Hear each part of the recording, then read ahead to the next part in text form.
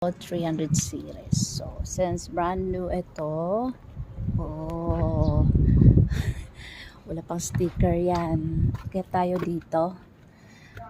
Since bago, ayun. Yun, lahat ng bago, hindi ko alam kung lahat modern. So, bago, titignan ko kung gagana yung makina ng hindi tatapakan yung clutch. Yeah, wait lang. So, ayun. Kailangan, so, hindi siya aandar kung hindi, ayun, hindi mo urong. Kailangan tapakan yung clutch. Diba? Yun. Bago siya. So, lahat modern. Kailangan tapakan yung brake bago aandar yung makina. Lalo na mga diesel. Ang diesel talaga para may protection yung unit na hindi ka makiyod. Yun.